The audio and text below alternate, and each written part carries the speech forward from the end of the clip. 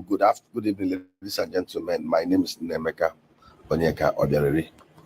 One of the stupidest, one of the most stupid slogan I've ever heard in Nigeria is this slogan when people rise up to say, oh, that candidate did not defend his mandate.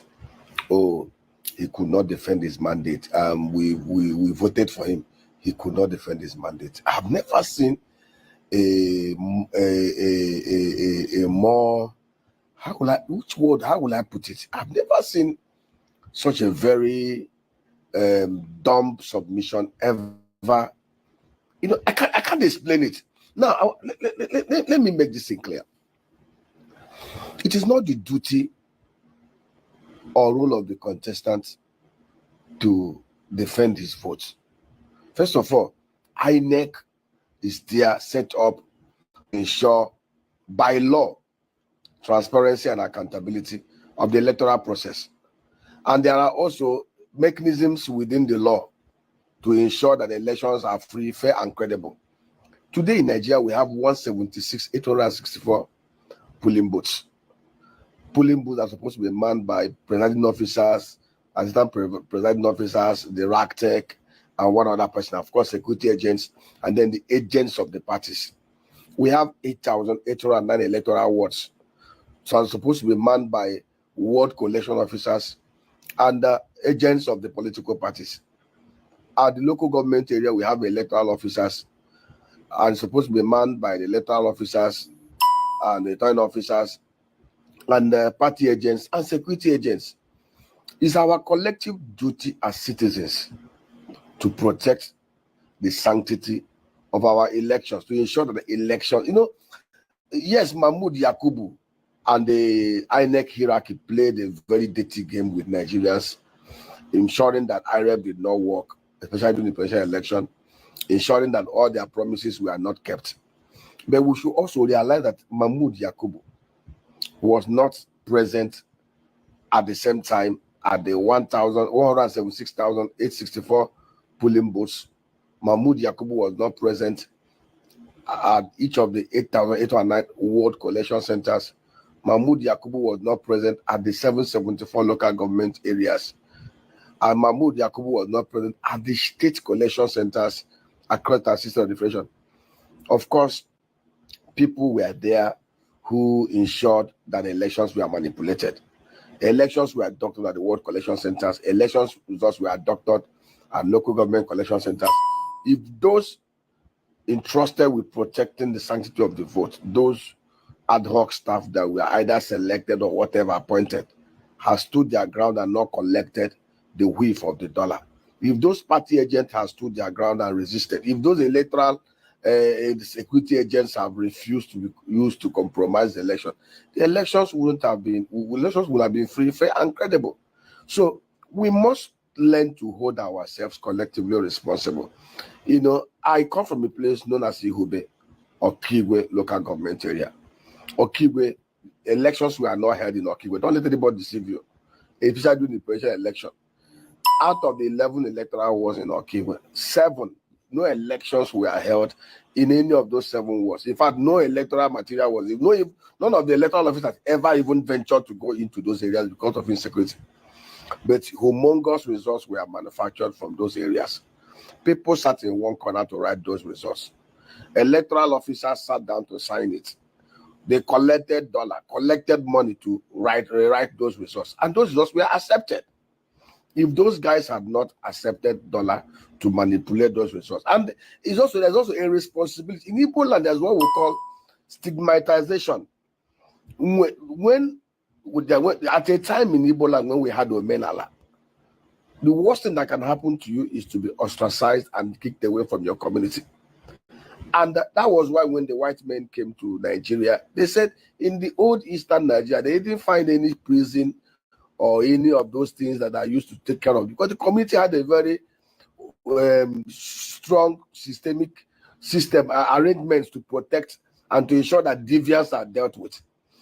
If those people who collected money at the polling booths, who collected money at the ward collection centers, who are known to the community people, if we have values that are really counts, And if we have clergies and traditional rulers and people who really value, who really have values, we will have said at the local government, at the village level, to ostracize them. When somebody rigs the election and the community know that he rigged the election, he was used to doctor election, and the community decided to ostracize the person and give the person the cold treatment, and the person knows there are going to be consequences for rigging the election. Next time, he will not do it.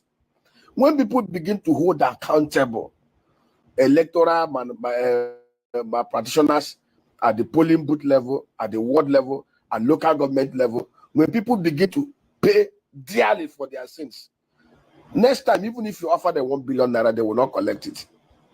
Noti was the saving grace in Abia State. Of all the VCs that acted as state return officers, she was one of the very few who stood her ground and said she will not allow elections in Abia State to be doctored. They even flew that to Abuja to see if they could intimidate her. She refused. So we must sit down and ask her. It's a very stupid thing to say, we voted for him, he could not defend his vote. How can a man who spent his tens of billions of private resources to run an election to save you? Because somebody that has tens of millions of dollars could go to any island in Europe and buy himself a mansion and spend the rest of his days there comfortable with his family. The most painful thing in Nigeria is that you're trying to save people who do not want to be saved, and which is most unfortunate. We must all stand up to take responsibilities. We must learn to protect our votes. And ask anybody who knows. In my polling booth in my village, you don't dare come there to rig an election. They don't born you. When people take responsibilities to put citizens' right to protect their votes at the polling booths, at the ward collection centers, and let those people who are rigging know that if they rig it, there will be consequences. When people begin to see their consequences for collecting money to rig an election, they will not try it. We know those election riggers. We know those who rig the election at the polling booths. Community people, they know them. They are not unknown. The same way we call people unknown government. They know them. They know those who rig the election at the local government areas. They know those who collected money to rig it. They know the VCs and the professors that will change the results. We know them. You know them. And these guys, they prance around. Nothing happens to them. No consequences. And the next 4 years, they will repeat it. And we'll come back again to lament. May God help us in Jesus.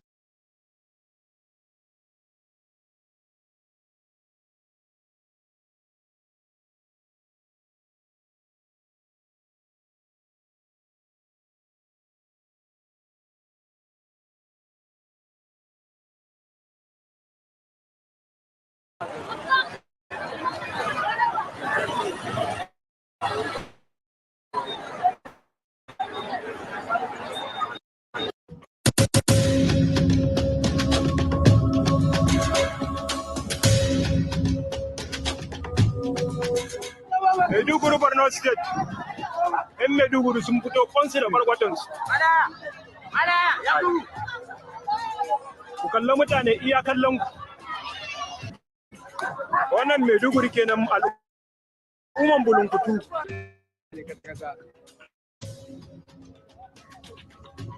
An sa COVID-20 ba wasa yi. Wallahi an sa COVID-20 ba wasa.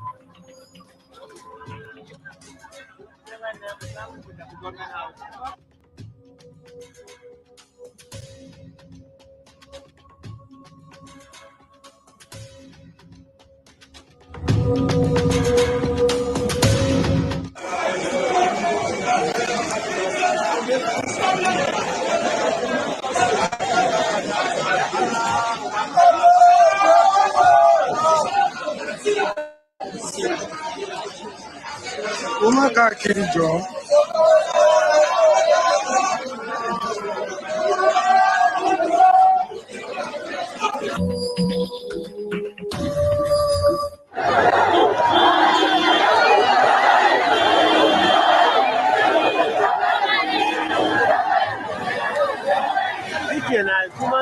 ya kamata ku faɗa.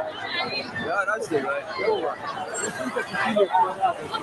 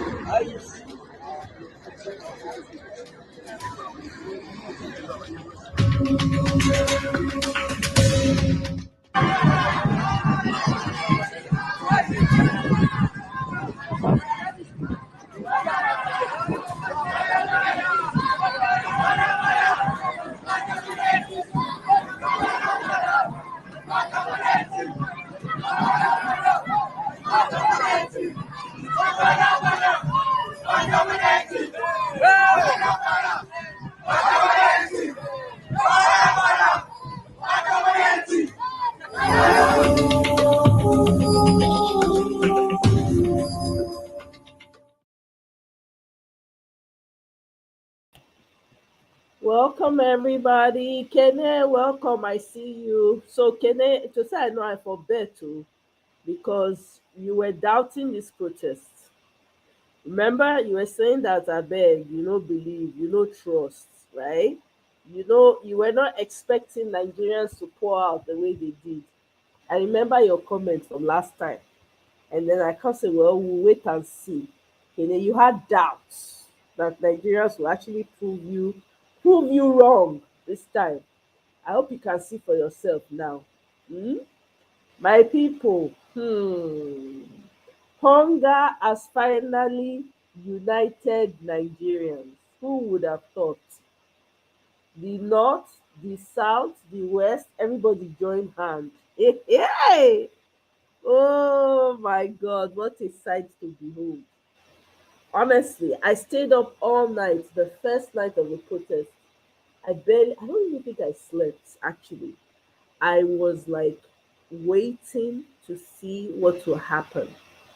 I'm telling you, right? It was like waiting to see whether the other shoe on the other leg will fall off. That's how it was for me. I was watching, monitoring. I didn't want to miss a beat. But ha, northern people, my northern brothers and sisters, I have to give it to them. They really like they are on a different realm, completely. I'm very happy to see the unity that's been taking place, especially with this Nigerian protest. I am glad that everything that these politicians tried to use to divide Nigerians, tribe, religion, everything has fallen flat on its face. Nobody's paying attention. Nobody's paying them no mind because they realize now that it be like say this thing no dey work. So what are they trying to do now? The NLC, that those ones that are never serious for anything in their life, they are coming out to say they are not supporting the protest. I don't know if did anybody send them a memo to join the protest because for as long as I can remember, nobody's taking them seriously. Nobody cares what they're doing or what they are up to. Nobody cares. Nobody. We don't even want them to be a part of the protest because they are government plants. Well, why would we want government plants in whatever it is that we are doing. It makes no sense now. It defeats the purpose for us. I don't know. They feel some sense of when I lack of better words now, which I won't even talk. Importance. For lack of better words, they feel important. Like we don't want to be part of them. We'll let them not feel like we are part of them. It makes no sense to me. I'm like, I don't know who they rate these people at all. There's nothing to rate. Nothing one that they ever followed through on. Nothing. You guys never follow through on anything whatsoever. So I don't understand. Eh? The NLC people should just relax. We not send them. They are not needed. Nobody wants them in this protest. None. Eh? Let me play some of the clips that I saved up for now. Nobody truly is interested in what the NLC is trying to do. Nobody. So I don't know why they rate themselves. So anyway, I saved this clip to But once you are well informed, you'll be able to take the right decision. So I also commend the protesters in Abuja who have refused to violence and let them continue to be peaceful. Abuja is the center of it. Abuja is for everybody. If we lose Abuja, we have lost Nigeria. That's why I've always said, let us work together. There's nothing we cannot achieve under the present administration of Ahmed Bola Tinubu. Give him time, a lot of things will change. Give him time. But Why once he's you are well buying new informed, jet? you'll be able to Give take. him time. Why he's buying new jet and new cars for his wife? Why he's lining up your pockets? Give him time until Nigerians buy, until na pile up body when no dey alive again. Maybe yada hey. Meanwhile, e dey try to blame Ireti, claiming that she's sharing water and giving protesters support. See this criminal man. I don't know why Senator Ireti was explaining that she did not. Like, why are you explaining to this madman? Well, everybody know wetin dey happen. They explain to this madman. It is say na I don't know. They don dey turn themselves to emperor. Him voice don dey. You know say e don dey mellow.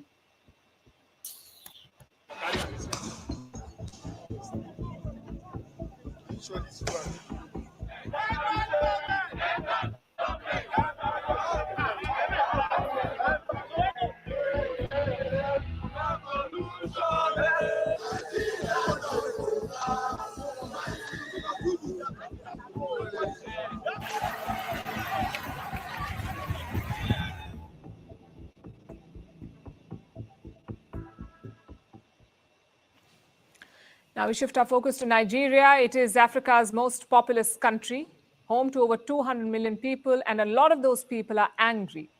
Today, after weeks of build-up, protests have begun in Nigeria. The government has been trying to stop them. President Bola Tinubu tried every trick in the book. He increased the minimum wage. His police and military threatened the protesters. He even got the clergy to denounce the protests, but nothing worked. Angry Nigerians took to the streets across the country today, despite numerous obstacles thrown their way. We'll start with the capital, Abuja, where the protesters' movement has been restricted.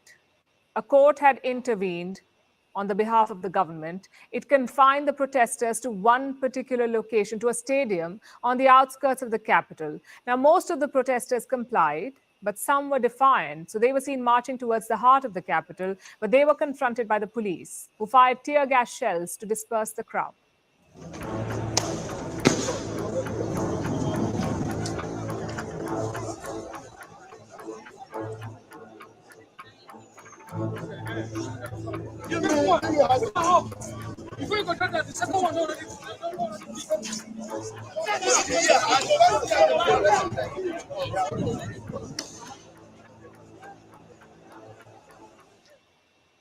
Then there was Lagos, Nigeria's largest city. Again, thousands turned up to protest here. They marched through the streets with banners and posters, wanting to end bad governance and also wanting an end to hunger.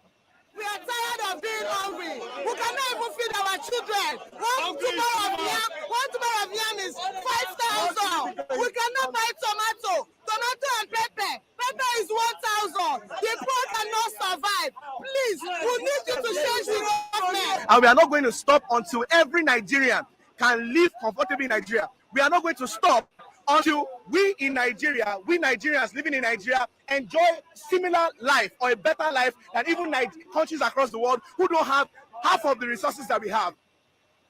Some of the biggest demonstrations took place in Kano, Nigeria's second largest city, located in the north of the country. Thousands had gathered in Kano to make their voices heard. The Nigerian police fired tear gas and live bullets to scare them away. They also doused the protesters with hot water, but the demonstrators were undeterred. However, things did get ugly in Kano. Some protesters set tires ablaze near the state governor's house. The police shot at them. At least 4 people were wounded. So that's the situation in some of the bigger cities in Nigeria. But the protests are taking place nationwide in some form or the other. They're being organized online under the hashtag #EndBadGovernance. And the protesters are in it for the long haul, it seems. Look at this post. The protesters have created a list of do's and don'ts. They're telling people to wear comfortable shoes, to carry water and sunscreen and power banks so that their phones are always charged, and they can share videos of police brutality in real time. As you can see, this is an extremely well-organized protest. The demonstrators are determined to bring their government to heel. Why? Because they're angry about the cost of living crisis in their country. Inflation crossed 34% in June, the worst level in 28 years. Food inflation is even higher. It was above 40% in the month of June. People are struggling to buy food. They're hungry. They want the prices to drop. President Bola Tinubu is being blamed for this inflation. When he came to power last year, he made a number of unpopular changes, or reforms, as he likes to call them. One of these reforms was especially brutal. Tinubu removed a nationwide subsidy on fuel, and this sent prices skyrocketing. Fuel now costs 3 times as much as it did 1 year ago, 3 times higher. And this has had a knock-on effect. You see, when fuel prices rise, everything becomes costlier because you need fuel to transport every single thing. The protesters understand this, which is why their main demand is the restoration of the fuel subsidy. If the subsidy returns, prices are expected to crash and people should be able to afford food again. That's the theory anyway. But will Tinubu listen? We'll find out soon enough. The man no dey listen, no dey hear word o. Right now they are eating. Shebi dey talk say they go dey eat, they go dey chop while people go dey protest. No be so Akpabio only, no be so him talk. Na so he talk na. Omo, check out El Buba now. Check the prophet out. Na this kind prophet na him go talk, person suppose to listen. No be all the ones wey dey be follow come, stomach infrastructure pastors and GOs. See the man now. Na him dey lead protests. Talk about, see, na man na him be this. This is what they call a man, not be noise. Not be noise. All the others are busy asking for more tithes, more money. See man for here. At the early hours of this morning, Jos, the Plateau State capital, witnessed empty roads and closed shops in anticipation of the nationwide protest against hunger. This is the popular old airport runabout in Jos, the Plateau State capital, where protesters have gathered in solidarity to the nationwide protest, calling for an end to hunger, for an end to economic hardship in the country. And the protesters have vowed that they will continue with this protest for the next 10 days until the federal government is willing to listen to their pleas. Leading the protesters, Issa El Buba said the people are out to remind government that they must step up their game by providing the right leadership. Use bullets. We will not use stones. We will use our voice to demand for our rights. Are you ready for that? Some of the protesters said They had to come out in support because the hunger is real and something must be done before the situation gets out of hand. I came back from the US 12 years ago, and I thought there was hope for my country. But for 12 years now, it's like things have went from up all the way down. See how our farms have been destroyed daily. We can't go to farm. Over 5,000 hectares of land we could not cultivate over the years. There's hunger in the land. We want enough food. We can grow this food with the support of the government, giving enough fertilizer, not just palliative everywhere, where they'll go and sell it again. I want the government to watch and understand the effects of ending that fuel subsidy they did. For now, the protesters are gathering momentum as more people are gradually coming out to join the protest.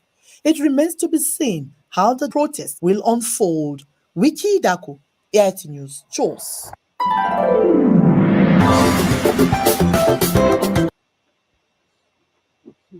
Yay! Even the journalists be like, who they hungry? See what Tinubu don't turn people into. Man, this picture here, what a sight to behold. As the Muslims were praying, the Christians were protecting them. This is what Nigeria used to be like back in the day. I remember it being like this. Hey God, I'm so glad to see this man. He has been arrested. Old man, when they ask for end of when come protest, they arrest the man. They arrest him. And then this man, apparently, let me play the video. This man's story became positive in the end. I'm so happy for him. I'm sure some of you must have seen it though, but I'll just play it for. So, did you join any group or you just decided to? Are you doing something? No, alone. I'm ready from Festa, from my 2. I'm coming from Festa. My son at 13 is the program. I can't even buy data for him to learn more. I can't even pay for the institution fee. Millions of naira. At 13, he can program them. Good luck, Benjamin is the name. My name is Ogu Benjamin Chidoke. So I'd rather die on the street than die at home. I can't sit down and watch the future of my son go to waste. I know I may not have safety again in Nigeria, but my son future will not waste. So, did you join any group or you just decided to? Are you doing something? No, alone. I'm ready from Festa, from my 2. I'm coming from Festa. My son at 13 is the program. I can't even buy data for him to learn more. I can't even pay for the institution fee. Millions of naira. At 13, he can program them. Good luck, Benjamin is the name. My name is Ogu Benjamin Chidoke. So I'd rather die on the street than die at home. I can't sit down and watch the future of my son go to waste. I know I may not have safety again in Nigeria, but my son's future will not waste. So, did you join any group or you just decided to? Are you doing something? No, alone. I'm ready from Festa, from my 2. I'm coming from Festa. My son at 13 is the program. I can't even buy data for him to learn more. I can't even pay for the institution fee. Millions of naira. At 13, he can program them. Good luck, Benjamin is the name. My name is Ogu Benjamin Chidoke. So I'd rather die on the street than die at home. I can't sit down and watch the future of my son go to waste. I know I may not have safety again in Nigeria, but my son's future will not waste. So this man's story turned out positively. People contributed money for his son. I think he got about 1.8 million in the end. So people contributed money for his son. For him to be able to do what he wants to do. Nigerians are great people though. The people, as these politicians don't know how blessed they are to have Nigerians as citizens. Nigerians are not asking for more. I'm telling you, they're not asking for much. Just provide an enabling environment for them. Let people be able to, the ones who want to go farm, go to the farm, come back, JJ. Everybody just they do their own. Security. You can go to your land and come back. Nobody they find your trouble. You know they find person trouble. They give them electricity. That's it. Make the road good. Make people feel ply. That is it. But these Nigerian politicians say, because Nigerians just get this very I don't care attitude, like a very lackadaisical attitude. They only hold their feet to the fire, and I make them spoil rich like this. They see Nigerians finish pata, no respect at all. That's why it worsened over the years. That's why it got worse. It's crazy. Okay, let me bring this, pull this video up, Kenny. I won't pull them up now. They actually split it so let's say through to the video. The video must be hot. They split it, but I'm going to play the whole thing. Let me bring it up here.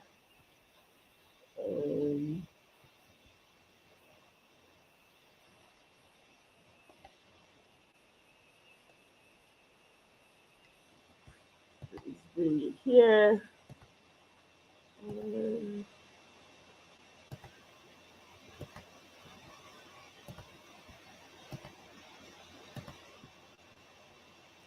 Kenneth, to say I know I for bet with you when you dey shake, when you dey doubt Nigeria, say Nigerians will come out. I for bet with you, I for win money now. I just dey think am. I say, damn, I for bet with you because you were really like, Nigerians. On the situation in the country, and perhaps let's look at where we need to take these issues that have taken the Nigerians that are protesting to the street. I'm being joined by Alhaji Jamiu Abiola, the son of MKO Abiola. He's a special assistant to the president on special duties in the office of the vice president, and also wrote the two democracy non-fiction bestsellers, The President Who Never Ruled and The Stolen Presidency, which is, of course, available for sale. Jamiu Abiola, thank you so much indeed for joining us tonight. Thank you very much. And I'm also being joined by Damilola Adenola, who is the Damilare, apologies. Damilare Adenola, who is the director mobilization of the Take It Back movement, one of the organization who is promoting the End Bad Governance protest. And from our Lagos studio, he's an activist and a lawyer, Mr. Inibe Effiong. Thank you so much, Barrister Effiong, for joining us tonight. Thank you for having me, Shaun. Thank you. Yeah, indeed. So I think I should begin the conversation with you, Damla. You and your friends started this whole protest. And the question will be, have you achieved the objectives that you set out in the first place? Well, I'd like to address your question by saying that myself and my friends didn't start this often. I've said them again and again that this is the idea of hungry Nigerians. This is the idea of deprived Nigerians. This is the idea of economically marginalized Nigerians. And for the question of objectives, the protesters, which I'm part of, are yet to achieve the objective of our protests, which are stated in our Charter of Demands. But one thing we have been able to do is to make a strong statement and to send a strong message to the people in power, to see the capacity of what the masses, what people can do by way of protest, to see what the people are capable of if they are about to, express their displeasure. That was kick-started and it's ongoing, and we are waiting on the government to respond to us and address our demands. And until then, the protest continues. From your own point of view, it does look like there is only one thing that you have achieved in this protest, and which is the fact that you are awoken some kind of consciousness in the Nigerian people, and you have gotten the attention of government. Is that all that you have achieved? Well, I think we've been able to, make people see that they have the power to hold government accountable. And we've also made the government to, come to the consciousness that governance of government is meant for the interest of the people. And once the people are unable to benefit from your governance, then there's no sense for the continuation of such a government. Are you being sponsored by any politician? Well, I think that's, for me, I think that's a ridiculous way to denigrate the genuine agitation. I'm asking a direct question. I'm not beating around the bush. I'm asking because there are direct allegations that the protests, in some ways, are being sponsored by politicians. So I'd like you to be able to open up to Nigerians to let them know that this is being sponsored in part or in whole by some politicians. Is it true? For me, the sponsor of this protest, I've said and I'll say again, is hunger. It's economic inequality, economic deprivation of a larger percentage of the Nigerian people. Anything short of that should not be considered. What we should be considering is that do people have a genuine reason to take over the street, to express their displeasure Are people really hungry? I walked the town today while protesting, and I saw the Mongols queues at the filling stations, and I was appalled. These are reasons why people are poured on the streets across the nation protesting. There's unavailability of PMS. Look at everywhere in the country, there's darkness. Look at everywhere in the country, there's high cost of living. Everywhere in the country, transportation costs have surged. You know, people are not living a good life. So, and you heard the FCT minister who says there is a senator, a lawmaker, who is behind all of these. Is anybody buying you water, logistic money from all of the? Are you getting any kind of support? The people themselves, in their benevolence, the people protesting in their benevolence, those who have done, some are the ones who provide for the less privileged at the protest ground. I don't think you should expect more from the minister of the FCT, Mr. Wike, than mischief, because I think they've assessed the whole condition, and that's their only way to bail themselves out by beginning to make mischievous comments, trying to, rather than address the main issue beating around the bush, you know, finding all means to denigrate the genuine agitation of the Nigerian people, rather than sitting down, inviting the people, rather than coming on the streets to speak with the Nigerian people. If these people in power, if they are really interested in the, you know, social welfare of the people, by now the president ought to have come to the Abuja streets to address the young people who are genuinely agitating. And rather, what we have been seeing are reckless statements, you know, flying up and down. We saw one this afternoon from the chief of army staff who was subtly threatening Nigerian youths. We've seen several states imposing curfew. These for us are, you know, insensitive approaches to the I'll come to what you feel about the violence that have erupted and how some miscreants have now taken the opportunity of the protest to start looting government and private properties. But the question by Mr. Ebwade Borua, that he as the poser and the advisor is given, is your lawyer, and he said the protest should be called off after today. Are you listening to him? Ebwade Borua is not our lawyer, and he doesn't speak for us. But you wrote on behalf of Take It Back movement, yes, to the IGP. Yes, he might have presented himself as the solicitor, but he's not hungry, obviously. Have you sacked him? He's a senior advocate. Have you sacked him? He's a senior advocate. You might employ a lawyer and sack him. Mr. Ebun, he's a senior advocate of Nigeria who, you know, lives well. You know, he's not as hungry as the common people who are taking over. So you don't yield to that plea that you should call it off today? No. All right, just give me a moment. Let me speak to, and I'll come to you, Mr. Efengenebe, just in a moment. Mr. Jamiu MKO Abiola, son of MKO and Kudirat Abiola, it's good to have you. Thank you. You advise the government, you work for the government from the office of the vice president on special duty. And in your books that you have written, try to flip through and get a sense of what your thoughts are about the presidency and how what your father did and all whatnot. But when you see what is happening on the street of Nigeria today and the agitation on the minds of many Nigerians, what do you think is going on in our country and the way to fix it? Well, what is happening in Nigeria goes on to prove that sometimes, you know, it's easy to forget the past. You know, at the end of the day, a lot of Nigerians, you know, are looking at this president as any other president because, you know, a lot of them have actually experienced broken promises from one president to another. So as far as they're concerned, anything that seems difficult is another broken promise. It's like somebody that has been in marriage like 5 times and always disappointed. Even if he marries a good person, he will think, oh, any small thing he will be looking and trying to pick. But that's our job, is to let people know when we see that things are getting out of hand, we are going to come out. I will come out and let people know the truth from my own perspective. First of all, democracy was a very, very difficult fight.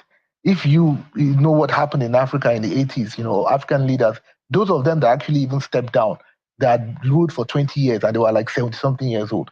I mean, this was a time in which people were very rich, very powerful. So the people that came out to fight for democracy are people that are actually exceptional.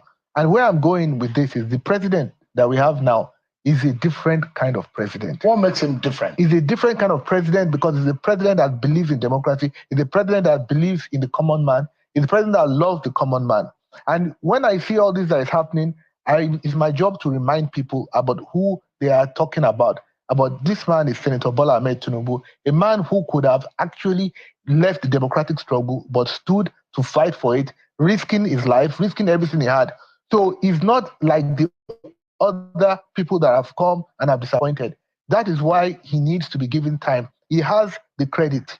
It's like you in the United States, you have a good credit rating, you can apply to get a loan because they will look at your credit record and they will give you, as opposed to someone that doesn't have a good credit record. So this man has become the president in just 1 year and 2 months he has been serving. And a lot of things he has done has been unprecedented. So that is why when people are getting agitated, I understand. Unprecedented in the sense that if it's unprecedented, why are people on the streets? People are on the street because, number one, it's like now, this is Channels. Do I work here? I don't. You work here, right? Let's assume that the owners of Channels say, I want Jamiu Abiola to become the managing director, and they put me to work here. And I come in here, and you tell me that this is how the books are, and this is how things are. And I come here and I make promises to people based on what you've told me. And then I come, I find another thing entirely, and I'm trying to work it out. And it will take like almost 2 years for you to start seeing the results. Should I be blamed for what other management people did or not? Especially when you have promised that you asked for the job. You asked for the job, but at the end of the day, the only person, don't pity me. I will get it done. The only person, yes, and that's why he has 4 years. The only person that knows everything is God. He is the president of Nigeria. Since he has gotten there now, what has he been doing? I'll tell you some of the things he's been doing. Because people that are protesting, some of them have not really sat down to really think about what he has been doing. First of all, those who are protesting are not being fair. Are they fair to the president? No, they're emotional. But everybody can get emotional. And that's why I'm here, to also let them know some of the facts. And by the grace of God, when we now tell them some of the facts, a lot of them will say, oh, wow, how do you, that's where I'm going. First of all, we have a president that actually set up a fund to come and take care of people that are not, you have your NYC, you haven't gotten a job. The federal government, for the first time, is going to be giving you an allowance every month till you get a job. Once you have your NYC, that is something that the president is going to do. The other thing the president is going to do is that we have a program that we want to create 3 million jobs for people of high tech. With 200,000 people already benefited. This is not something that is a pipeline, something that is already happening. Rome wasn't built in a day. That one is already there. Then the president as well, they have like a subsidy removal loan scheme, which they've been giving out to a lot of families. 600,000 people have benefited 50,000. Of course, it's not enough, but it's a start. We have student loans. Whenever anybody tells the president that, oh, it could be done better, he is not proud. He will step down and he always do it. So when people are protesting against somebody that's already doing what he's supposed to do, then it's like as if you are, it's like something, you want to break something that, you want to fix something that hasn't broken. It's already been broken before, but now he's working towards fixing it. The first book I wrote is called Realistic Hopes. I wrote that book 11 years ago. And the reason why I named it Realistic Hope is because I realized even back then that what actually makes people fail in life is that their hopes are never realistic. If you want to succeed, you have to have realistic hopes. This man came to a government that has been, so much has happened. Terrible things have happened in Nigeria. But it's the same government of APC.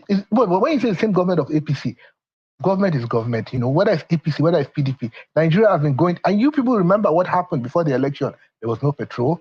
You people remember the issue of the Naira design, all of these conspiracies, so that he wouldn't become president. So let us take a step back. 1 year and 2 months is not a long period of time. So when do you think people should have gone to protest if the president wasn't performing?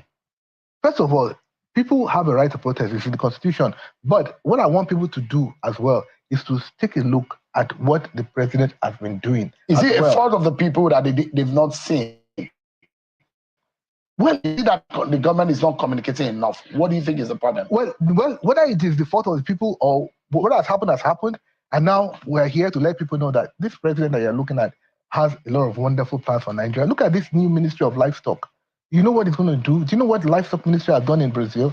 Do you know how that is enough to even transform Nigeria. The president is trying to like solve this, cattle rearers, farmers problem that has been going on for a long time. Look at the issue of security. The president told the security agencies that all of you have to work together.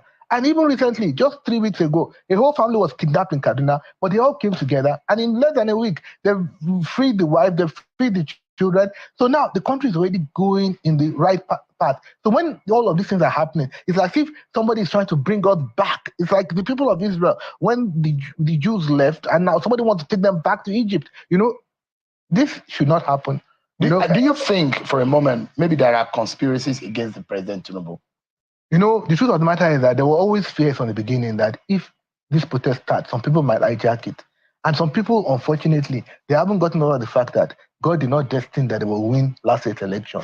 So at the end of the day, some of these people, I'm not accusing him. I don't know him. I don't know what his mind is. Nobody has the right to accuse anybody. But there are some people who have a very, very sincere, the same people that worked against my dad and canceled this election.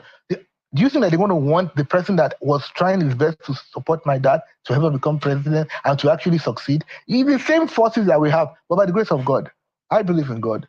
And I believe that whatever it is that is happening, a lot of people will come to realize that this is wrong. This man has so many, I just mentioned some of these, so many things. I can talk about it all day. This is what we do in the office. Even me on my own level, I've just signed an agreement with the NDLA. We've come up with Renewed Hope Resilience Initiative. What are we trying to do? We're trying to we're starting with 50, former drug addicts that were rehabilitated by NDLA. We're going to rehabilitate them in the vocational training. We're going to help them, not just with the profession, we're going to also help them with training. We're going to help them to put them we have so many plans in the food, in like a supply chain. And we're going to make them, these are the same people that would have been drug addicts and gotten involved in banditry, gotten involved in kidnapping.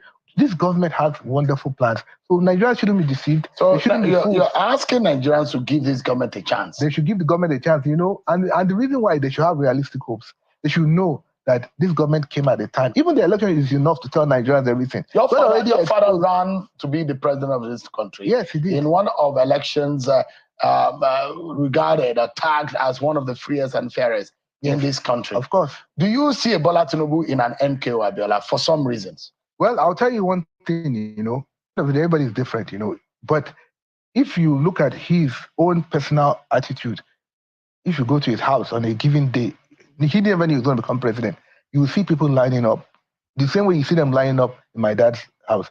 A lot of people I meet up to today, they tell me stuff like, oh, your father did this for me, your father did that for me. A lot of people I meet, they tell me that, oh, Senator Bola Ahmed Tinubu did this for me, he did that for me. I see these similarities in those areas.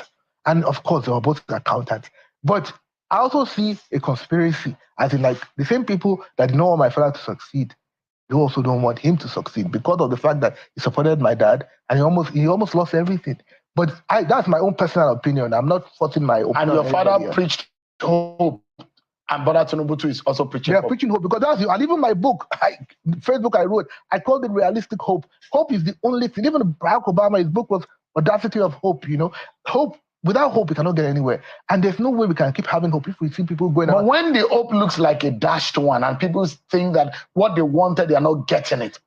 You don't think I'll tell you what's so funny, when I was a kid, there was a hospital near my house. When they take me there, whenever I have malaria, they're going to give me an injection, I'll just run away. And they'll drag me back, I'll run away again, then they'll finally hold me and they'll give me the injection. After 2 days, after the pain, I'll now be happy because I'll be playing around, I would have recovered. So sometimes for you, things to get better, they have to get tough. It's a test and it's from God. But you see, God is testing people, and it's not just in Nigeria. So God, in America, there's a hand of God in all of this. There's a hand of God in everything. Even in the United States. Which part? Even the hardship, everything. or the protest, the hardship, the or the president everything you go power. through. The president coming was divine. What is happening is also, even in the United States, the highest level of inflation in the United States this year, it's never happened like that in the US before. The whole world, it's like, I don't know what's going on. I think God is really testing us, And I'll tell you this, we have to pass the test. When I see people looting and all of that, all in the name of protest, I say to myself that the person you are looting, you don't know what he has gone through to even open the shop. All right. Let me pause it for a moment. Yes. Let's go to our Lagos studio where Mr. Inibe Effiong is with us. Give us an understanding. I saw pictures of you on the street in Lagos today. What is your own assessment of the success or otherwise of this protest? Well, ordinarily, I would have just gone straight to answer your question, but I would like to respond to a few things Mr. Jamiu Abiola has said, and to remind Nigerians that in 2019, Mr. Jamiu Abiola told Nigerians that the then Buhari represented the vision of his father, and in fact told Nigerians to vote. He told Nigerians in 2019 to vote for Buhari to honor his father. In 2020, you can fact check me on this, Jamiu Abiola, who is President Tinubu today, told Nigerians that Buhari had the same vision with his father. When Buhari left in 2023, thousands of Nigerians were slaughtered. The economy was nothing to write home about. The so-called wall against corruption was a complete flop. The entire country was in ruins. Tinubu came in, and even Tinubu has said that he made Nigeria destroyed. At least people loyal to him are saying so. So I begin to wonder whether Buhari's legacy represents the vision of Abiola for Nigeria. I think that is the question Mr. Jamiu and his family should think about, because when he speaks in this manner, it is a desecration of the name of his father. And I'm saying that because I'm very upset about some of the things he has said. Now, regarding your question, I think Nigerians should no longer be taken for granted. We cannot continue to live in a country where we have leaders who do not listen to what the people are saying. People claim, oh, that the president is doing this, the president is listening. Mr. Sheun, this protest has lasted for 2 days now. Has President Tinubu spoken to Nigerians? I personally don't want him to address Nigerians. I want him to address the demands of Nigerians. It's not the same thing. But has he even addressed Nigerians? 48 hours after, dozens of over 12 Nigerians have been killed at a minimum. Has the president spoken? 48 hours after, has the government even said, okay, we want to talk? These are our representatives in the dialogue. Because people kept saying protesters should talk to the government. They said the protesters are faceless, they are leaderless. Who are the people that represent the face of the government if the conversation or dialogue is to take place? And what are the demands of the protesters? Because you say people should leave the streets, but have you listened to them? Have you listened? You have a president that has 48 ministers, Sheun, 48 ministers, the highest in the history of our country, at a time that the country does not have money to run and pay for basic services. If the president is serious, he shouldn't take Tinubu 1 hour to reduce the number of ministers to 37. Because constitutionally, every state is entitled to minister plus the FCT. There is no reason why Nigeria should have more than 37 ministers. So when the protesters say they need you to reduce the cost of governance, these are actions that can be taken under 24 hours. People say they want electoral reform. Sheun, you saw how the Akpabio Senate and the counterpart in the House of Reps convened to amend the Police Act to extend the tenure of the IG within 24 hours. Under 24 hours emergency session, they also passed an appropriation act. If the president is serious about addressing the protesters, by now the Federal Ministry of Justice would have come up with a draft bill to amend the Electoral Act and send it to the National Assembly to make electronic transmission of results mandatory under our law. This is one of the demands. If the president is serious, if the president is really serious, he would have addressed, right, other demands of the protesters, including economic policies that have been introduced that have rendered Nigerians homeless, that have rendered Nigerians hungry. They told us on the 29th of May last year, Sheun, that the president has removed subsidy. We are aware from records that the last year, you can fact check me, about 3 trillion was paid for subsidy. Where is the fuel? We're still having queues. People cannot find it to buy. They have increased the cost of the electricity tariff. That has now made a mess of power in our country. So you continue to introduce policies that are subjugating people, and people are protesting. You haven't said anything to address it. You want to buy a new aircraft. You are building a new residence for Shetima, and you say there is no money. And you are saying that people should listen. Now, Wike is coming out to make irresponsible statements. I'm not surprised.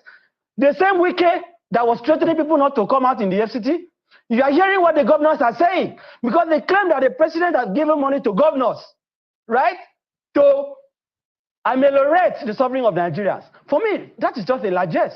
Because you are dealing with governors that are not accountable. There is no single House of Assembly in Nigeria today, out of the 36. Not one. Not in Lagos, not in Akwa Ibom, not in Zamfara, that can hold a governor accountable. Not even one. All of them have become stooges of governors. Shegun, are you not aware that governors are still spending billions monthly? Are still spending billions as running costs to buy new vehicles, to run their government houses on frivolous things. Shegun, we are dealing with a kleptomaniac political class in our country. We are dealing with people that have made up their minds to destroy our country. So how can the president be giving money to governors that nobody can hold accountable? And they claim they are distributing rice. How many rice? How many families have received this rice? How many? They claim that they are going to reduce the cost of a bag of rice to 40,000. Maybe in the villa, they're selling it at that amount. In the markets in Lagos, I haven't seen that. So maybe it's in the Akwa Ibom Senate that they're selling rice for 40,000. I've not seen it anywhere. So the point I am making, if you are really honest about engagement with the protesters, because it's not enough to say you want to engage, really honest about it. Are you honest about it? I am excited that in Lagos, the situation is relatively calm. And that is because at our own level, we are also talking, advising the protesters to be calm. But guess what? Even as I speak to you, today we just secured the release of 12 people from Panti. The governor said it is peaceful. The CP said it is peaceful. People are still being arrested. In Calabar, protesters were arrested. So you have provocation all over the country. And the military is even issuing a statement to threaten Nigerians. So which one should we take? If the government is interested in dialogue, government talks are attacking protesters all over the country. If you are interested in dialogue, who do you want the protesters to talk to? And which of the demands are you willing to make concession as Tinubu made so far? None. In Kenya that they keep making reference to. President, if I may jump in quickly. Yeah, let me jump in quickly. Mr. Ebun Oluwadegborua, although Adam Lawyer said that they fired Mr. Ebun Oluwadegborua as their lawyer, he said he's no longer their lawyer, but he has advised that the protest should be called off. Earlier on, I spoke with Mr. Paul Alage, who says there are dire implications of the protest on our economy. In your own view, should we continue with this protest because of the implication on our lives? We are running a very tender economy that cannot afford non-productivity any longer. What is your view? The problem of the economy, in my respectful view, is not the fact that businesses have been impacted in the last 2 days. The problem of the economy is that, as I said, we have a kleptomaniac, a criminal political class in our country that has basically subjugated the economy. Because before people went on protest, was the economy saving the interests of the Nigerian people? So, whether the protest should continue or not, it is in the hands of Mr. President. All these irresponsible comments that God, can you imagine them saying that it is those who lost elections? What do you think that Mr. President should do? What are you expecting the president to do? How do you think that these protests can stop? Because it doesn't look like it's going to be in the interest of the country. And I'm imagining that the objectives and the effect that the protest has been established, except if I'm wrong, can this protest continue? In your own view, how can it be stopped? What should the president do? So very simple. Very simple. Today, before we wake up tomorrow, I want to hear Mr. Tinubu announce to Nigerians that he has reduced the number of his ministers to 37. I want to hear Tinubu announce that the cost of governance, the cost of running the presidency has been cut by at least 50%. I want to hear the National Assembly and the president announce that the running cost of the National Assembly has been reduced by 50%. I want to hear Tinubu announce that the cost of fuel has been reduced, the electricity tariff has been reduced, that a bill has been sent to the National Assembly to make electronic transmission of results mandatory. I want to hear Tinubu announce that the recommendations of the NSAS panel has been implemented. Shown till date since 2020, nobody has been held accountable. Nobody has been held accountable for the killings at the toll gate. People are still in detention. So you cannot say people should leave the street and you are provoking, because they keep asking who is provoking, what is leading to the protest. Apart from anger, those who are sponsoring this protest are people in government that are making irresponsible statements. If the Tinubu government is serious, there are things that can be done within 24 hours. Within 24 hours. How can our National Assembly members be receiving hardship allowance? when Nigerians are barely looking for what to eat. Let all these things be abolished. Abolish the office of the first lady. Abolish the office of the first son. Abolish the office of the first daughter. Nigerians will know that you are serious. They are not willing to do that. But Mr. Effiong, there are, like, one of the questions Mr. Jamiu Abiola was raising earlier. It's too early in the day to blame President Bola Tinubu of some of the rot that has been in this government that is trying to fix. Is it possible, for example, that the promoters of the protest and some Nigerians will give Bola Tinubu a chance to maybe a bit more time, maybe when it's after 2 years, to see the benefit of the effort and the actions of his government? Is it possible? I think these questions, with profound respect, are questions that answer themselves. The question of time, as far as I'm concerned, is irrelevant. Tinubu was the leader of the APC because they keep saying he met a rot. Who brought Nigeria to his knees? Buhari. Tinubu brought Buhari to power. At least he has said so publicly by himself. So he said Buhari's policies were his own policies. He endorsed his policies. And if Buhari had destroyed the country, how many people in Buhari's government has Tinubu's government arrested? Has the EFCC arrested? How many former governors have been put on trial? Where is Yahaya Bello? We are still looking for him. So they should stop saying that they made the country destroyed.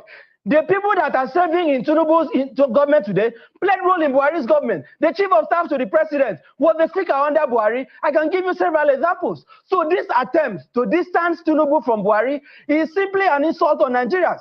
If this president is serious, I have told you demonstrable actions that he can implement in 24 hours. And people will leave the streets.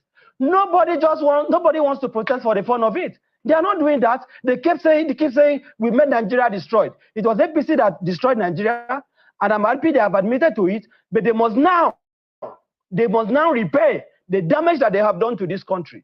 Because they told us they were going to bring change. Look at where we are, Shewun.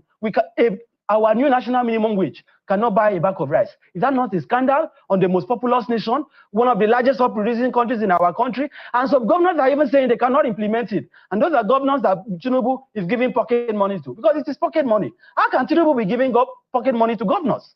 Governors that cannot be held accountable, governors that have destroyed local government. What an irony. Tinubu, Attorney General, goes to court to say governors should stop stealing or diverting local government money. The same Tinubu is giving money to the same governors. Does that sound like a serious administration that is really listening to Nigerians? So the point I am making is that stop demonizing the protest. Pull out the military from the streets. Section 218 of our constitution is clear. The military is meant to protect the territorial integrity of our country and can only be called in aid of civil authorities when they are overwhelmed. The police is not overwhelmed. The IG cannot tell us that it's overwhelmed. Stop the killing of protesters. Begin to talk to them. Begin to address their demands. People will naturally leave the streets. I have told you things they can do before tomorrow morning. The question is, will he do it? Mr. Effiong, let me get Damlare's final thought. Are you stopping the protest tomorrow? No. You are going ahead. The protest initially was slated for 10 days. And like we said, it was slated for 10 days, but may go beyond, depending on the response we get from the government. But it doesn't seem that we are dealing with responsible government. So the government should expect it to go beyond 10 days. If our demands, if our concerns are not addressed, the protest will span for more than 10 days. Mr. Abiola, what would be your final thought tonight on the program going forward? My final thought is that it was very emotional, and it's not the way to go about it. We're trying to resolve issues, not for getting emotional and getting angry. This is something that can be resolved. This is the rule of law country. We have a president that was elected and for a 4-year period. And definitely there are some hardships. And he himself has said it over and over again. And as I told you before, there are a lot of palliative measures he has done. I mentioned to you the youth empowerment scheme. I mentioned to you the 3 million jobs for the youth, which is technical jobs. I also mentioned to you the strategic reserve, 40,000, for the 2,000 grains of rice, and a lot of things. These things take time. So please, we shouldn't get insultive and we shouldn't get emotional. It's not going to help matters. All right. Mr. Effiong, I just have about 30 seconds for your final thought. What's your final thought? What's the way forward? That this is your turn. Was it your turn to redeem Nigeria or to further destroy Nigeria? When you go to bed this night, if you are listening to me, please answer that question. One day you will leave that office. What do you want Nigerians to remember you for? What would the Tinubu legacy be? This is a golden opportunity that you have. Nobody is coming to Aso Rock to remove you. I have not heard that as part of the demands of the protesters. But you have a unique opportunity in history to reset this country for the better. Stop listening to sycophants. Stop listening to those that are cheering you on. The country is on its knees. Reverse course. Stop these wastages and change the face of our country, and posterity will remember you. But if you don't do this, history will judge you very harshly. That is what I can say. Nibe Effiong is a lawyer, is a right activist. Thank you so much. He's speaking with. God damn. Hey! Are you kidding me? So that boy is saying it's Abiola's. So he doesn't have a name of his own. So they have to remember him, remember him as Abiola and Kudira's son. Hey God. So they have to remember him by his father's name. This is because when he was being introduced, that's what he was introduced. And at his big old age, he's an SSA. Hey God. Abi, what did they say he was? Did they say SSA or advisor? Which one? I can't even remember. At his big age. At his big age, that is what. And look at the way he's talking. God, we're in trouble in Nigeria. We're in trouble. No? These are the people that your government is surrounded by. Omo, this protest, it go last reach, it go past 1 year. The way they look at, because you see these people, they are not ready to listen to anybody. Like say they carry. All of them carry wood, Iroko tree specifically, carve the branches, take and block their ear. You see how the guy was talking? When this guy is talking from a place of pain, this lawyer is talking from a place of pain, and he's shouting. The Abiola guy, coming from a place of privilege, that does not know what it means to be hungry. Clearly, this man has no vision for his life. All they do is ride on their parents' coattails that they claim were heroes, only for us to find out that they are not heroes. They just give them position to just keep them quiet so that they go, God, what a shame. He really he's bringing shame to his father's name. If there's any name, to protect. Because now that we know exactly what Abiola's role was with IIT and the rest of it, Fela you will use and sing. So, Omo, this man, this lawyer, he really, as they vibrate, they speak for me, they speak for many Nigerians. What a shame, what a shame. Kai! What a shame. And up until now, meanwhile, they plan this protest, a responsible government would have thought, you know what, let me talk to them before they go out and protest. Let me find time to talk to them. Nothing. And I bet you, Tinubu is not going to talk to anybody. That one, if Tinubu come and talk, make I cry. The man is not coming out to talk to any one of you baggers. He don't care. He wants to play it the Buhari way. You know, he was one of those advising Buhari that time. Don't say anything, just ignore them. Even when they were slaughtering people in Buhari state, they even kidnapped their traditional leader in Daura. Buhari not see Mark, they talk. They tell us, say, no worry, just ignore. That's what is going on. Mashu. I beg, I want to listen to Prophet Buba. We can see whether I go find him. Let's dive into the 8 features that make Vibe the ultimate. Hi. What a shame. I beg, let me fast forward to hear Issa Buba, Prophet. That's the person I really want to talk to. I really want to hear. There we go. There we go. On the street, vocal on the pulpit, and also vocal on the street. And there was a reference to him yesterday on this program. It's Prophet Issa Buba, who joins us virtually live from Jos, the capital of Plateau State. Prophet, thank you so much indeed for joining us tonight. It's a pleasure. Seun, to be with you today. Thank you so much. And it's good listening to you. Yeah, yeah. Thank you for your patience. Give us an understanding. You felt the pulse of fellow Nigerians who took to the street. And from what you saw and what you felt, what do you think at the center of that agitation? Basically, there are very few things.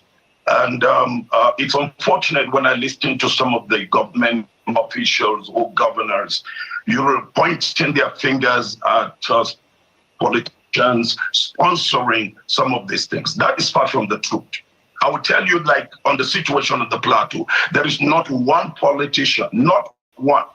It is just the people. It's an organic thing. And it's because of the level of pain, the level of hunger. And the fact is that the government is far away from the people. And that's why there's this disconnect. And I just heard one of the panels, the individuals on the set that said that the government or sometimes the political elites in government look down on the citizen or talk down on the citizen. That's the reality. And so because the people are hungry, that's number one. Number two, the promises the presidency has been making for over 1 year, those promises are not coming through. And the people are not seeing a reality to it. And then you look at the level of insecurity. Now, for instance, I have to get some farmland to give to over 80 households for them to go and farm. We have to secure the environment. We have to provide seeds for these people. Where is the Minister of Agriculture, for instance? Nobody knows it. So the presidency has a wrong team. And so the people are not informed. We'll hear of palliatives. The president is giving palliative, but nobody sees it here at the bottom. Nobody. For instance, we hear that the president has given governors several amount of money. I am telling you this, the citizens are not saying anything. There is no fertilizer. I had to buy fertilizer for 40,000 naira. And we were told that the government has released fertilizer, subsidized fertilizer. But there's nothing like that. So there is pain in the lives of the people. And I can tell you, Seun, there is hunger in the land. People are dying every day. We've never seen it like that. So that is the force that has made the people to come out, organically. Nobody. You can see individuals bringing 1,000, 2,000. People are bringing water to drink. People are just contributing to sustain these protests. And by the grace of God, my presence among the people has been able to help the people to be orderly. And the thousands of people, nobody, even some of the people that were singing the song, Tinubu must go, after addressing them, nobody is saying that anymore. We are not asking the president to go. What we are asking the president to do is to act immediately. There are few things the president can do right now in 24 hours. We've stated some of these things. What those things be, Prophet? Short term, what are the mid-term things, and what are the long term? Can you briefly talk in the next 24 hours? Can you briefly talk through some of those in the next 24 hours? The president can come out and say. The president can say in the short term, the president can come out immediately to number one, address the nation and say, number one, look, he has the wrong cabinet. I will tell you this. The president can act on it immediately. Look, I'm going to act on my cabinet in the next few hours. He can present that. The president can act immediately and say, look here, the issue of of fertilizer, I'm going to act on this. And I'm asking the Ministry of Agriculture to liaise with the activists, the ones that are not corrupt, to be able to monitor it, not government official. Then the president immediately can summon all the leaders of the protest and sit down with them, not with the politicians. I'm sorry to say that, because they are only singing the songs of deception. They are not telling the truth. And so the best thing for him to do immediately is to call for this politician. If he addresses the nation immediately and call for the leaders of the protesters across the country. Sit down with them, listen to them immediately. I'm telling you, in the next 24 hours or 48 hours, this thing will be called up. Now, for instance, let me give you an example about the subsidy. He should declare and say, okay, because the protesters have demanded, I'm going to reverse the issue of the subsidy matter. I'm going to reinstate it in the next few months. But this is the way we're going to go. And the president can do it. The CNG, they have made promise since last year. We have been praying for the president to succeed because he is our president. He is the leader of the nation. We can't take that away from him.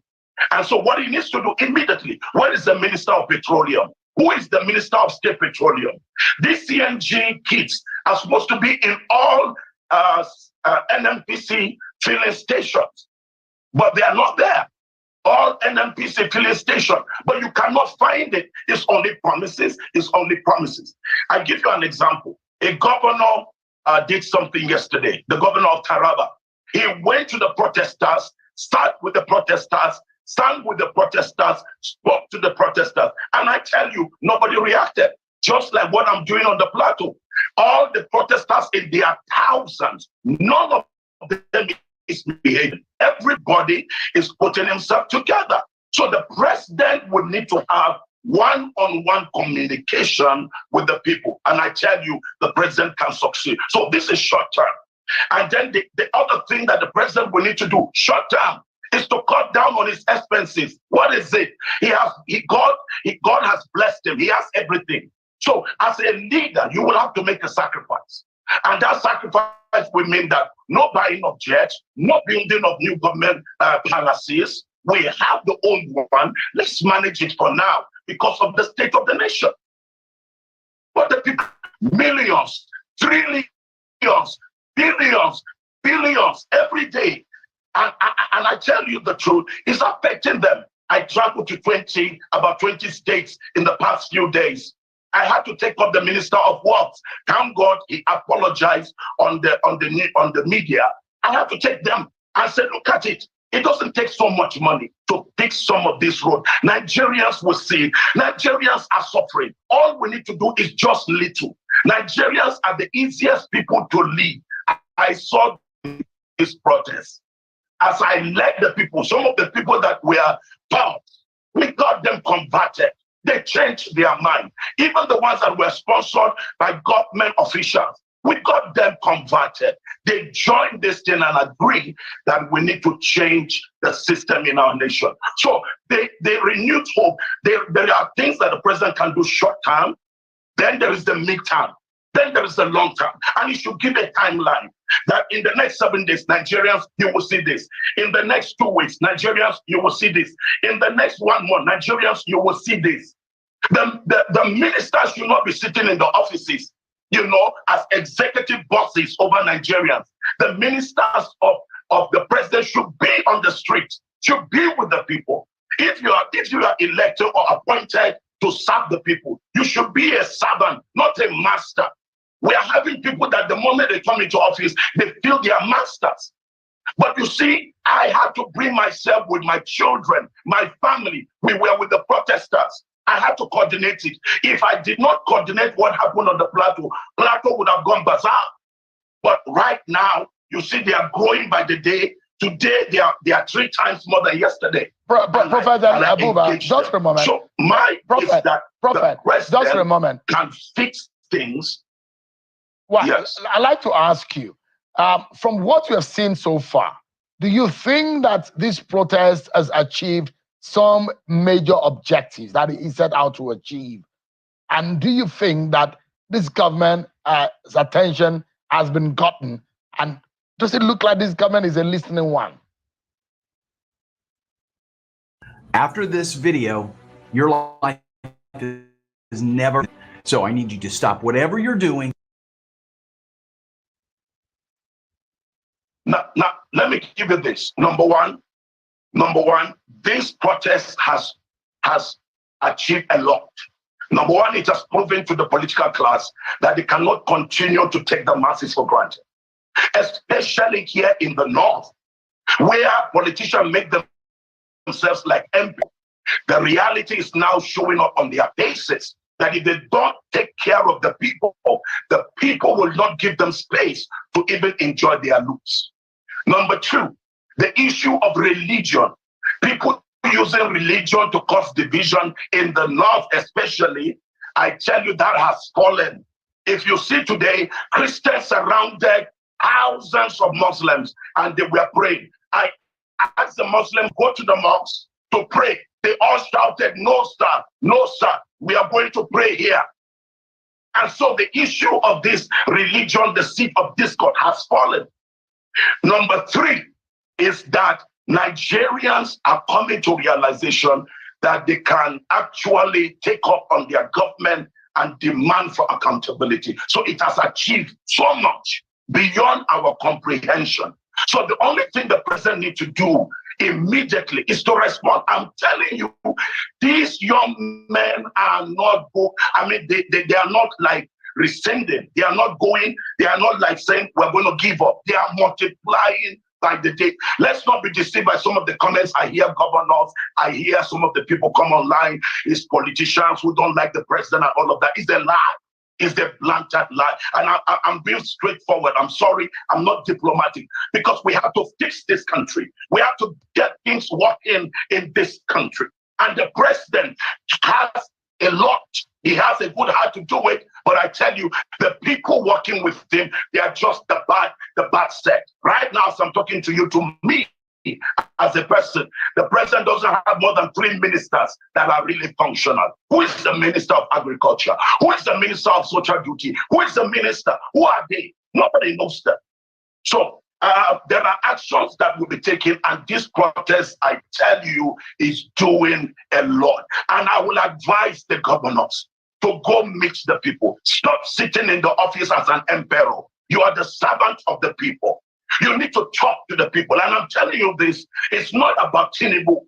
It's not about APC. It's the fact that there is a wrong system that is on ground, and many of the special advisors and government officials are just lying to the president. For instance, why should they go and hire talks? Why should they go and hire people? They call them anti-protest people. Give them money to come and speak in support of the president. They don't need to do that. They don't need to spend that money. If they have come down and speak with the protesters, I'm telling you, we won't be where we are right now. The final note, Prophet, because you are a cleric and you see things spiritually, some of the things that ordinary persons like us don't see. What do you see on your spirit mind about the Tinubu government? I believe so much in the Nigerian project, and I know that one day, and I keep my shoulders high whenever I'm amongst my international peers, and they know that I'm a Nigerian, and I don't hide it. And in the knowledge that God has given to me, I also make it known to them that I'm from a nation that is proud of itself. Now, what do you see about the Nigerian nation and the Tinubu government? Can you share with us just in 30 seconds? I'll tell you the truth. First of all, I want to commend you, Sean, for really standing for us. You don't know how much you have affected the ordinary citizens. I'm being honest with you. All right. There are calls for me to negotiate on this matter, but I resisted it. I refused it because of the pain of the people. I see a new Nigeria. That's what I see. And President Tinubu has, let me use the word, he has the greatest opportunity to write his name in gold. Because Nigeria is going to lead the state of Africa. Africa needs to be free. I'll tell you the truth. And it's going like a wind. I see it like a mighty wind. I won the Kenyan president a few weeks ago, and exactly that is what happened. I have spoken to president. I have spoken about our president. He has the best opportunity. If he can just listen to the right people, I'm telling you, in less than 6 months, President Tinubu will do what has not been done in 15 years. I'm saying this. In less than 6 months, So I see a new Nigeria. That's why I am passionate. And that's why I didn't sit in the comfort of my house. I am on the street. Can you imagine from 7 a.m. to 2 p.m. I'm under the sun, directing these young people, speaking to these young men, because I feel the pain. I feel the pulse. It's not just preaching. I'm preaching to them. We need to show them the way. Still, there is hope for Nigeria. I see a new Nigeria. But right now, the president will need to take a quick action before this nation will get out of hand. But then everything will lead to a glorious destination. But he has the best opportunity to write his name in gold. He shouldn't listen to people that are telling him it is Peter Obi, it is Atiku, it is that politician, it is Silva, it is this in that state. It's a lie. It's a lie. Professor Nigerians are the ones who have come out to express their pain. Prophet Issa El-Buba. Thank you, it's a pleasure. A Christian cleric based in Jos Plateau, said thank you so much indeed for your time tonight. And I believe that Nigeria will be it for certain. I believe so much in my spirit. Thank you so much for your time. I don't know about his praises for Shehu because I don't know. It's just that lately, I noticed that I think 1 or 2 interviews I've seen Shehu push back a little bit, really. But apart from that, I never. The guy, they allow these people just do anyhow, talk anyhow, Then in fact, his studio is the favorite for all the bigots and the mediocres amongst them. In fact, there was one time I think some government official was on his station I think he was drunk. The guy was slurring his words and he was saying some daring things. But Nigerians, we allow these politicians get away with just anything. It has to end. It is now or never. That's just the truth. It is now or never. These people have just taken us for a ride for such a long time. Now, wow, it has to end, though. It has to end, my people. I'm sorry, my voice is a bit. I'm being a little bit, But anyways. We move.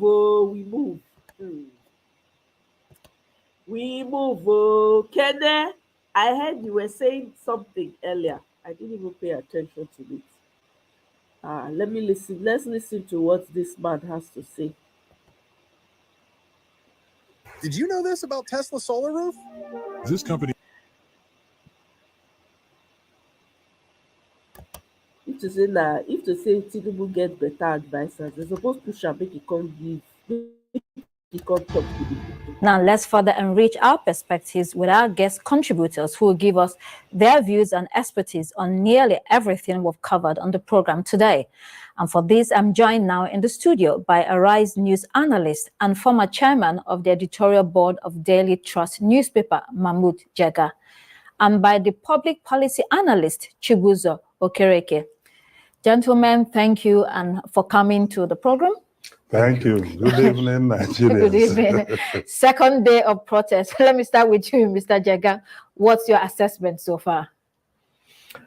Well, honestly, personally, I thought it turned out to be more effective than I initially thought it would be. For many reasons, because, the leadership of the protest was unknown. We hardly know who the leaders are. It is just on social media that you see various things. And then all the powerful establishment figures in the country, the presidency, the National Assembly, governors, clerics, rulers, even the media, everybody is saying don't do this. But it turned out that the motivation for the protest was so powerful because of the dire socio-economic situation in the country. And we could all see the danger, because to have a widespread protest like that with an unidentifiable leadership, you see, promises chaos, even in the best of circumstances. If you call a demonstration in this country, the chances are very high that it will be hijacked and violence with looting and everything, not to mention this one. So security agencies, government, they did everything to stop or disorganize it, but in there, it went on and assumed violent dimensions in several states with curfews and everything, death, destruction, looting. So this is the second day. They promised to do it for 10 days. I hope they will not do it for another 2 weeks. Let us hope it will Right. frizzle out soon. Okay. Mr. Okereke, second day again. What has been the most significant part of this protest, in your view? Well, first I would say is the sudden realization by government that they're actually holding brief for the people, because the character of our governance system is such that if you are in government, the governed, you distance yourself from the governed. So the protests may have reawakened already known consciousness that as government, we are responsible and supposed to be accountable to the people, and indeed, has been patient for a long time. And I have to say that what is going on now is actually the accumulation of the patience bank the people have been able to hold over time. Because you remember in the previous administration, the petrol price was increased in multiples of 2 or 3 times. And it seems the people were showing understanding. And the former president couldn't remove the subsidy. In fact, the last budget he made, he didn't provide for subsidy till around June. So, but when this president came, full with energy and in his own statement, he was possessed with courage to remove subsidy, and that has generated to what we're seeing now. So I think there's an awakening by government itself that we have been in a state of state exit. And state exit is a state where citizens are responsible for themselves. They provide almost everything for themselves. There is total distrust of government. They don't believe in government. And if they rise, realizing their power under Section 14 2B, that sovereignty belongs to the people, and that through that sovereignty and the Constitution is where government derives its power. So once the government is aware, or indeed politicians, that people have realized these people in government are representing us, you can see the level of jittery it has created. So I believe strongly that we may have some changes going forward. Okay, Mr. Jega, we have a government in power that won with just over 30% of the votes. You can describe that arguably as a minority government. Do you think this government has done enough to rally the nation? Because it seems also like they need help. Well, the problem at hand now is not the percentage of votes that they got, because rightly or wrongly, that is our own electoral arrangement. You can see, for example, in the United States, you can win an election with, even though your opponent has more votes than you have got, which sounds queer to us.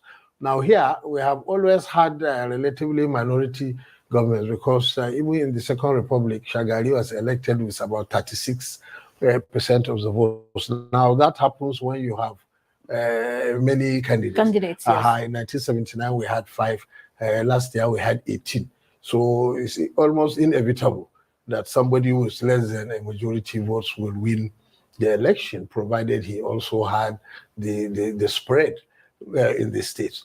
But that is not what brought the problem, because Nigerians accepted that, okay, that is our electoral arrangement, and somebody has satisfied that and has been declared winner, and the courts have upheld that. It is the socio-economic choices that were made. Of course, we are still arguing that most of the problems were inherited, but probably they are also compounded by some of the policy choices, like our colleagues that you spoke to earlier were saying, too, in particular, the complete removal of fuel subsidy, even though a large part of it has been surreptitiously reintroduced, and more seriously, the flotation of the naira. Now those two came together and impacted everything, and the wages became minuscule, and the price of food, medicine, transport, everything went up within such a short period of time. And it really created a combustible situation.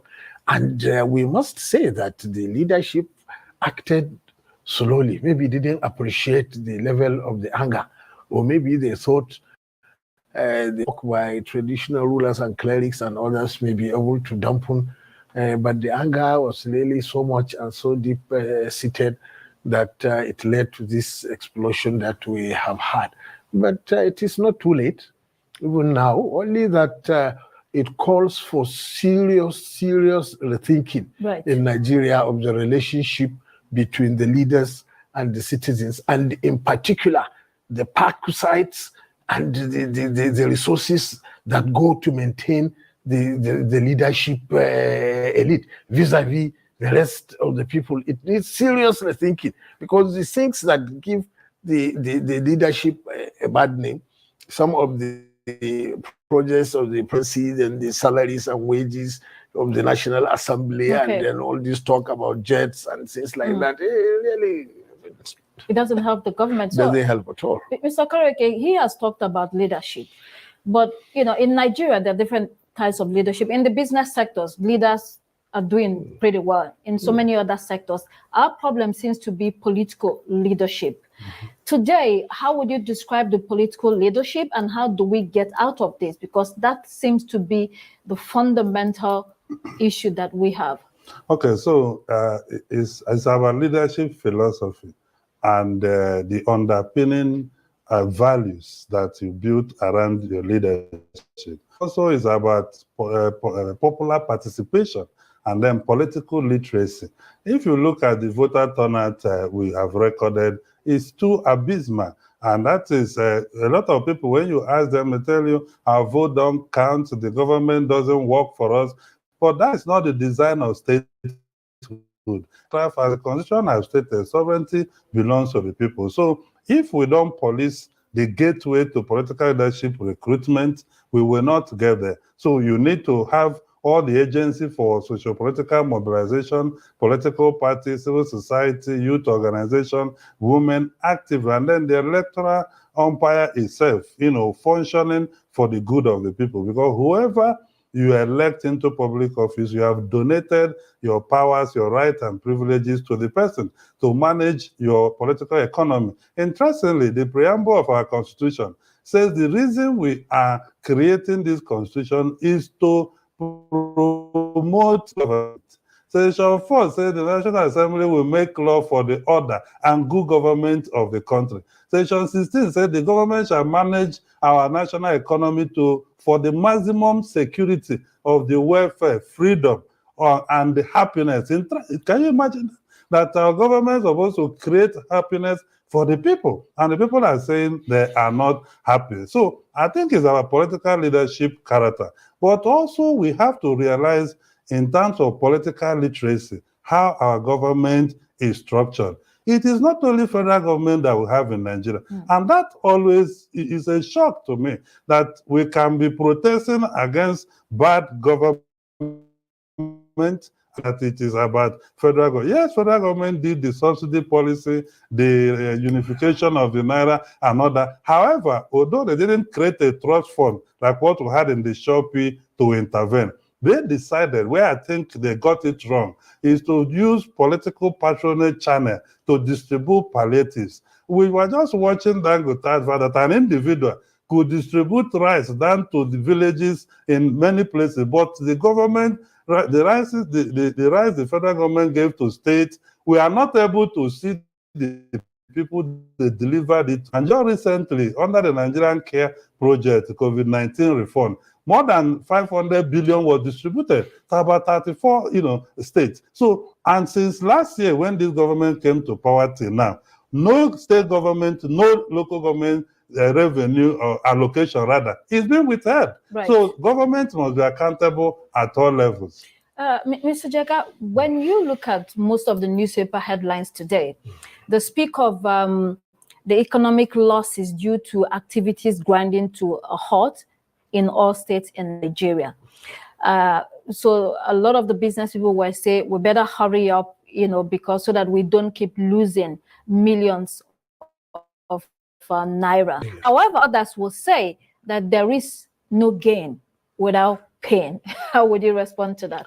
There is no doubt that even the general strikes that we used to have, which were called by labor leaders, entailed huge losses. Not even strikes, I mean, even public holidays. There was a time we had 4 days of public holiday in 1 week. And some economists said the economy lost 1.7 trillion naira that week alone. Not to talk of this kind of protests which everybody was running and hiding, at least law-abiding people.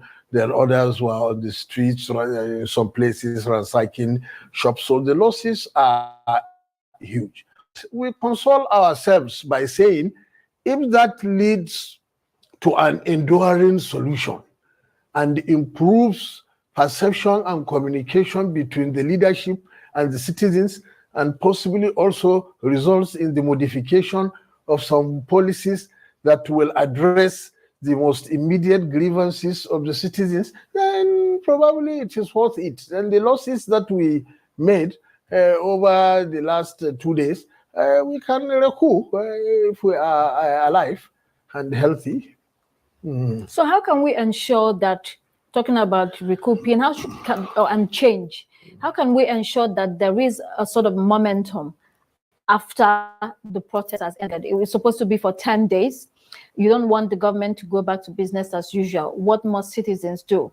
So other ways to continue to engage? That is the need for the role of the civil society, and also for a structured protest. And that is why people like me believe, I have done so many policy reform protests in this country, and I believe there is nothing wrong in staying in a particular place to do the protest, because one of the things it will give is to be able to articulate and aggregate the demand, the charter of demand, and the timeline, and different people will be able to communicate to the media and the government. So the civil society will need, yes, bad governance is older than NSAS. Bad governance has been with us for many years, and that is why somebody could, through the social media, mobilize the whole state and the federation to go out, on the street for this. So the civil society will need to come in to midwife the process. I also encourage government from the FCT to begin to organize a policy reform and youth engagement town halls across. The president himself, he may have been busy over time, but I can't reckon how he has moved out of FCT to engage regions and states. So that collaboration, we may need to have that time, because I believe that when you're governing people, it's important their most priority need is what is being addressed, and not what you think is best for them. This is very critical. So we may think that this 500-kilometer road is important for people. When you go to that community, 70% of them are using a bicycle, right? Only 30% are. So there will be a mismatch in the political economy gain of such policies. So the civil society should engage, and the demands that have been made must be concrete and measurable. The demand don't need to be ambiguous. Don't say they will understand, because we need to also channel the demand in terms of what the federal government should do, state and local. Right. And it's also important to support the president on the issue of local government autonomy, because when governance are collapsed at the local government, we cannot achieve development. Then the issue of state police. So we don't get to sacrifice those two important major policy reform on the altar of this. Mr. Chibuzo Okereke, Mr. Mahmood Jega, thank you so much for being with us tonight. Thank you. Thank you. Well, that's it for this edition of Arise Prime Time. Join us again next week from me and the My people, that's it. As the protests they go on, and they try to the updates. But I have to say, Nigerians are really, for the first time, hunger has unified everybody. Everybody now understands the importance of this fight. because I mean, I don't know if you guys heard that the army is saying that they want to come out if the protests what was the English that they even used self? I beg. Is the army not supposed to be in the barracks? Abi, is there no Boko Haram to fight? Because I don't understand. Why is it that anytime like peaceful protesters, Nigerians come out and they want to protest, that's when the military suddenly knows that they have what it takes to put them in place? It doesn't make any sense to me. Meanwhile, there's Boko Haram. They still have not resolved that. Boko Haram is still, they are still unaliving people till today, kidnapping millions. In fact, they even came out to their full chest, their leaders, and said Matawale is their leader, their sponsor. I never see anything. They never go with all the power green when they do. I don't see say they go arrest Matawale. I don't see say they don't go besiege on the Boko Haram people. Nothing. Why be saying that peaceful protesters neither they get hand, neither they get power? Imagine this military, whether na the chief defense officer, beating that they call them, I don't know. The man talk say they beg media, make they not they give coverage to the protests. They beg local and international media. And I say, oh, it be like so that they plan sinister moves. Why are you people begging that there should be no media coverage? What are you trying to hide? What is your intention? Do you understand? Eh? It doesn't make any sense. As we still speak, Boko Haram is still operating fully. They are still unaliving people, kidnapping people, stealing, doing all manner of things. We don't see the soldiers. They say, in fact, they say they bought new, Wike bought new jails for the police in Abuja. Because of this protest. Why they not they buy out for them when they take fight Boko Haram? People say they are hungry. You not agree make they go farm. Una send Boko Haram after them. All these cattle raiders, they don't ruin their farms. They can't even harvest anything from their farms anymore. It doesn't make any sense to me. This government, they know what they are doing. My own is that Nigerians should have the power to sustain. That's all I just wish for. Nigerians should sustain this protest. The government needs to fear the people and have the respect of the people. It's not normal for government not to respect the people. Not at all. It doesn't make sense. We are not dummies. We not be dummies. We not be zombie. Eh? So I pray for sustenance for Nigerians. I pray for strength. We will continue to monitor the situation. But thank you guys for joining me. Excuse my voice. Your girl is trying to be strong. I appreciate you for joining me this evening. I know that everyone is keeping abreast of the situation. I am also doing the same, but I will definitely see you guys on my next one. Have a wonderful evening, or it's actually the weekend coming up, and a wonderful weekend ahead. Bye.